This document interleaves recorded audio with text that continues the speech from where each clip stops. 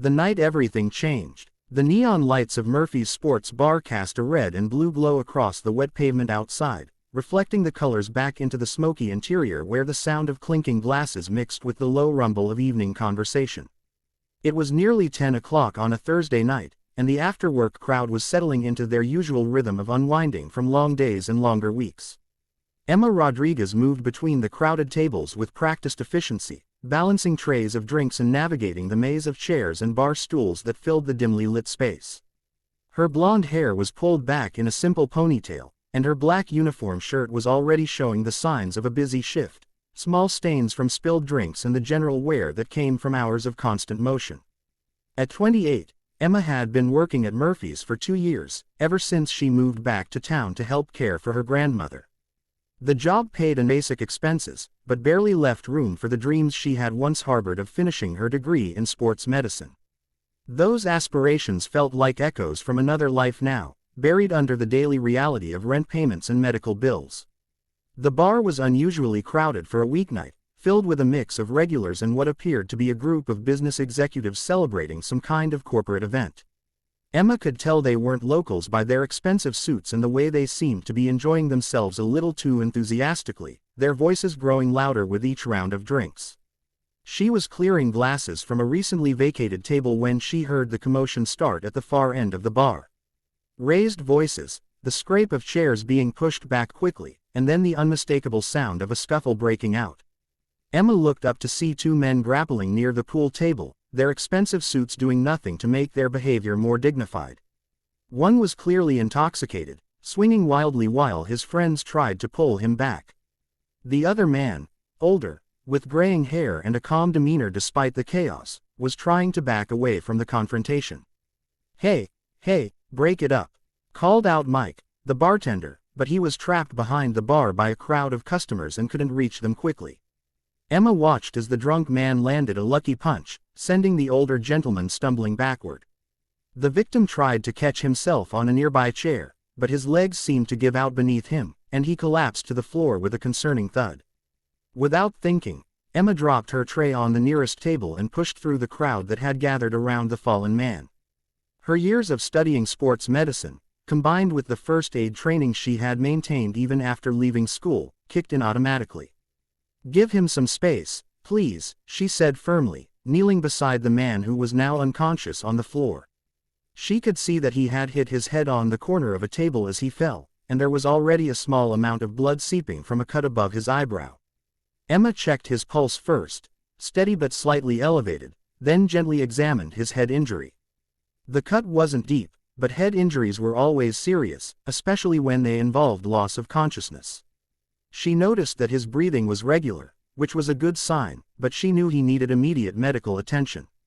"Someone call 911, she said, her voice carrying the authority of someone who knew exactly what she was doing. "Tell them we have a head injury with loss of consciousness." While they waited for the ambulance, Emma carefully positioned the man's head to ensure his airway remained clear. She used bar towels to gently clean and apply pressure to the cut on his forehead, speaking to him in low, reassuring tones even though he couldn't hear her. "It's going to be okay," she murmured, monitoring his vital signs with the practiced ease of someone who had spent countless hours learning how to care for injured people. "Help is on the way."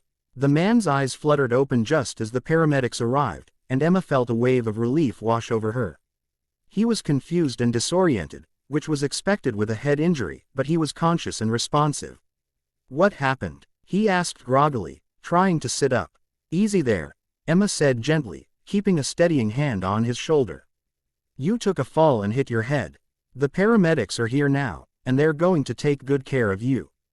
As the EMTs took over his care, the man looked at Emma with gratitude and confusion.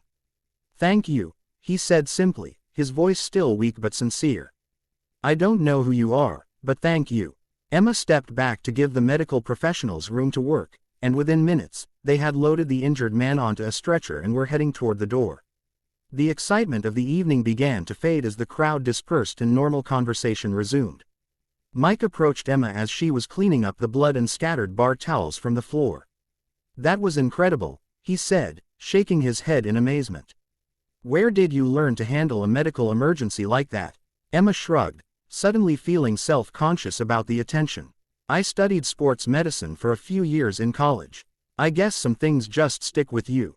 Well, that guy was lucky you were here tonight, Mike continued. The way his friends were talking, he's some kind of big-shot businessman. Could have been really bad if you hadn't known what to do. Emma nodded absently, already moving on to her next table. She had done what anyone with her training would have done, nothing more. The incident was just another reminder of the path her life might have taken if circumstances had been different. 3 days later, Emma was working the lunch shift when a well-dressed woman in her 40s approached her station with a warm smile and an envelope in her hand. "Excuse me, are you Emma Rodriguez?" the woman asked. "Yes, that's me," Emma replied, curious and slightly apprehensive. "My name is Patricia Wells, and I work for Sullivan Restaurant Group. I represent David Chen, the gentleman you helped at Murphy's Sports Bar a few nights ago." Emma's eyes widened in recognition of the name. Sullivan Restaurant Group owned dozens of restaurants and bars throughout the region, including Murphy's itself. David Chen was the CEO, though she had never seen him before that night. Patricia handed Emma the envelope with a knowing smile. "Mr. Chen wanted me to thank you personally for your quick thinking and medical expertise. He also wanted you to know that he's been looking for someone with exactly your background to head up our new workplace safety and emergency response program across all our locations." Emma opened the envelope with trembling hands. Inside was a formal job offer, complete with a salary that was nearly double what she was making as a waitress, full health benefits, and a commitment from the company to help her complete her degree in sports medicine. "This position would allow you to use your medical training to help ensure the safety of thousands of employees across our restaurant chain," Patricia explained. Mr. Chen was impressed not just by your skills, but by the way you remained calm and took charge of a difficult situation. "Those are exactly the qualities we need in this role." Emma stared at the papers in her hands, feeling as if she were looking at a doorway to the future she had thought was lost forever. "I don't understand. Why would he do this for someone he barely knows?" Patricia's smile was warm and genuine. "Mr. Chen believes that when people show their true character in moments of crisis, they deserve to be recognized and given opportunities to shine. You saved his life that night, Emma. The least he could do was help save your dreams in return." As Emma held the life-changing offer in her hands, she realized that sometimes the most important moments in life happen when we're simply doing what we know is right, without expecting anything in return.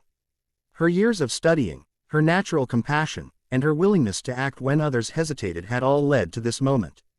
The career she thought she had lost was calling her back, and this time, she was ready to answer.